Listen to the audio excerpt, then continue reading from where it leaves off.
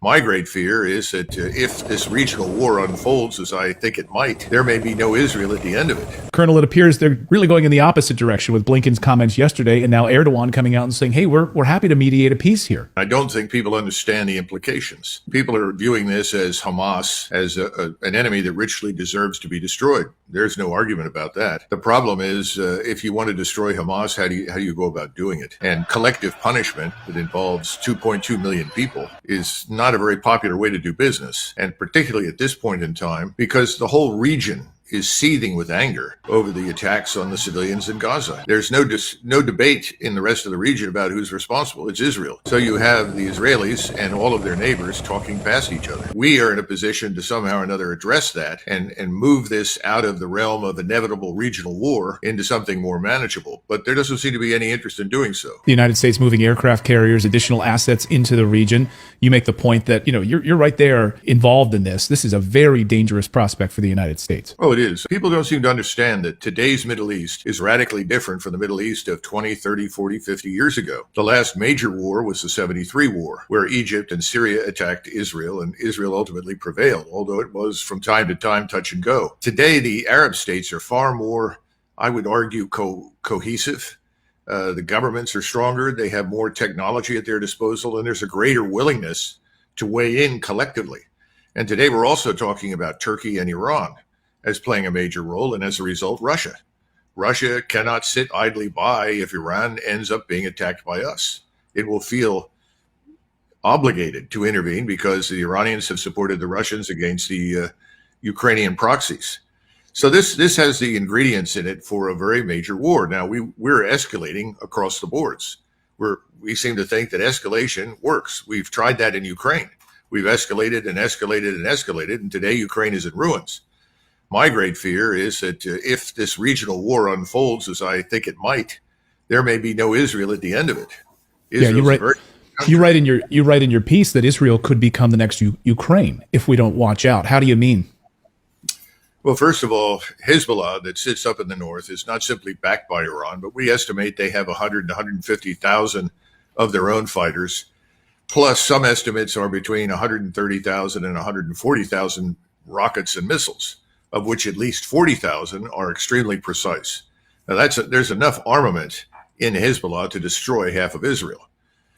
Hezbollah has made it clear that if, in fact, the Israelis march into Gaza with the objective of rooting out Hamas and without regard, frankly, to the loss of life there, and, let's be honest, if you're going to march into a city and fight, the notion that you can pick and choose your targets is absurd.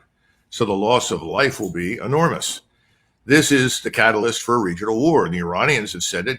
The Turks have said it. Everyone has said this is unacceptable. King Hussein, or not Hussein, but Abdullah in Jordan gave a brilliant speech in Cairo explaining that he shared the Israelis' horror at what had happened to them and thought that they had responded reasonably under the circumstances, but said collective punishment that involves 2.2 million people and driving them out of their homes and into the desert is simply unacceptable. This is an impasse because we have a full court press in the United States to emphasize why we should be doing this, why we should be co-belligerents with Israel. And that's effectively what we're becoming in a very real sense. And that puts us at risk of confrontation with Iran, with the Turks, and with Russia. Israel over the weekend saying that they will consider civilians who are in the northern part, remain in North Gaza, terrorist accomplices, quoting. The Israeli military has told Palestinian civilians living there that if they don't evacuate south, they will be considered an accomplice in a terrorist organization. So trying to root out Hamas, going into these caves, this is going to be an absolute disaster. It's going to be, we've already seen how much of a disaster this is. And the Israeli infantry going in, talk about that part of it, going into these cave structures where Hamas has been holed up and living in these massive booby-trapped caves. I've talked to some Israeli sources who tell me that they are absolutely terrified what's going to happen to the infantry if they go in. They will be slaughtered by the structures that are underneath those cities and underneath North Gaza. Can you speak on that, the military strategy of this on the part of the Israelis? Well, keep in mind that the Israeli Defense Force on the ground consists of a small portion of professional soldiers. The vast majority of people that are being mobilized are simply civilians. They're reservists. I've been told that these reservists are not nearly as well trained and prepared as their predecessors were in 1973. That means that they have even less training and less preparation than you would want for such a complex operation. But let's assume you have a couple of weeks to train. You're not going to reach the level of expertise that you would want to deal with what you're describing, these tunnels. And remember that the Israelis have destroyed most of this area in northern Gaza, which makes it much easier for Hamas to defend itself. When you leave buildings intact, you're always at risk of bad things happening, but you have a way to navigate through it to root out the enemy. Now that everything has been rubbled, you have no idea where you're headed and what you're doing.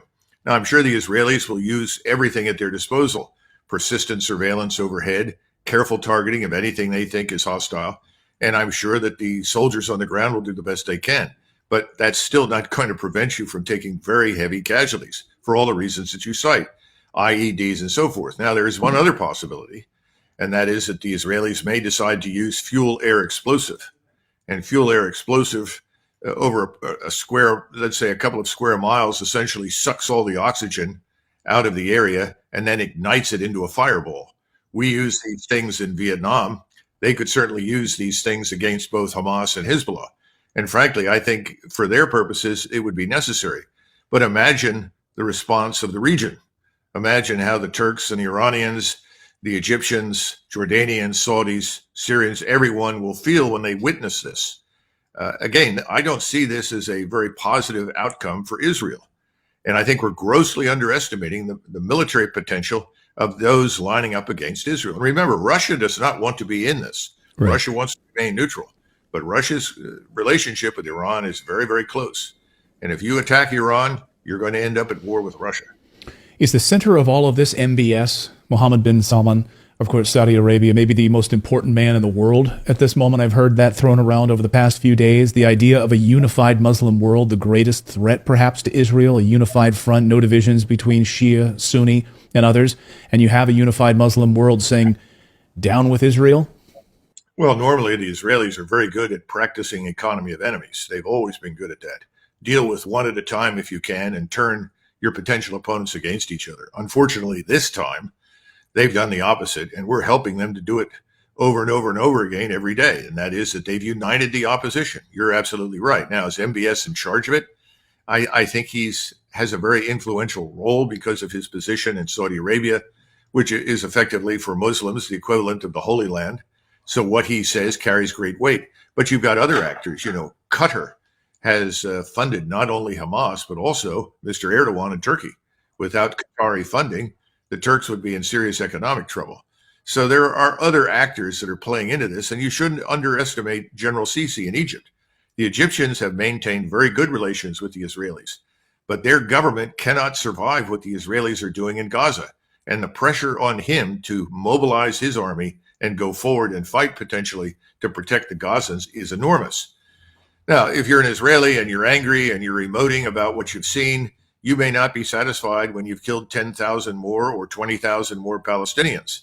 But you've got to have someone who's rational in charge. Everyone is emoting right now. We are emoting, the Israelis are emoting, and so are the Muslims. Emotion is the killer. Emotion leads to bad decisions and bad outcomes. What's needed now is cool, calm, collected thinking. And we need to understand that however much we hate Hamas, taking the current approach is the road to Armageddon in the Middle East. And we haven't even talked about nuclear weapons. And people don't seem to understand that, of course, the Israelis have a nuclear weapon, and they made it abundantly clear that if pushed to the wall, that they would use it. But they forget that, for instance, Turkey has very close relations with the Pakistani military. The Pakistani military and government has made it clear repeatedly over many, many years that if the Turks need nuclear warheads to protect themselves, they will receive them. So you're talking about a double envelopment, if you will. You're not only dealing with the high-end conventional warfare, the introduction of all these missiles and rockets and unmanned aircraft, you're also dealing with this evil shadow of nuclear exchange hovering over the region. So I keep advising anyone who will listen, back off. Think about this carefully. And I'm very grateful that the Israelis to this point have not yet gone in. That gives us breathing space. We need that. Secretary Blinken yesterday said that he sees no indication that Israel wants to control Gaza in perpetuity. Do you buy that? Gaza has been a huge problem for a long time. Many Americans are unaware of it, but during the Camp David Accords discussions, Menachem Begin actually offered Sadat Gaza, said, please take it off our hands. We don't want it. And at the time, Sadat said, I've got so many problems inside my own country, I can't take on any more. As a result, Gaza has been this island of misery and misfortune. Now, you could certainly blame that to some extent on the inhabitants, but people have referred to it, not without reason, as the world's largest open-air prison or concentration camp. Now, the Israelis have had to take stringent measures to protect themselves because Gaza is a permanent thorn in their sides. So I don't think they want it. I think they would like to remove it. The problem is if you push 2 million or 1.5 million or whatever it turns out to be Arabs into the Sinai, which is the real plan I think the Israelis would like to follow, you've just pushed the problem 20 miles away. Right. Hamas is more than people. It's an idea.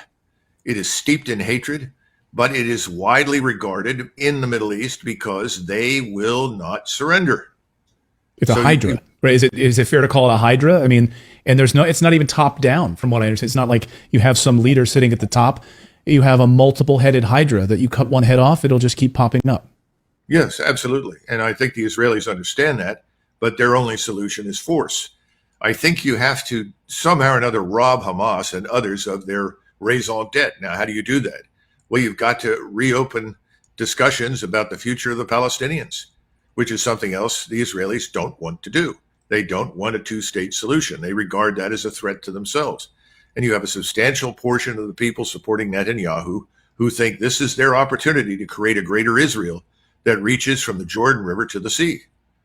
Now, I understand all of these things. I'm an American. I'm not an Israeli, and I'm not unsympathetic.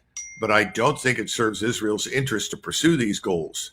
And if they do, we and they are going to be drawn into a very large regional war in the Middle East. And what have we got to send?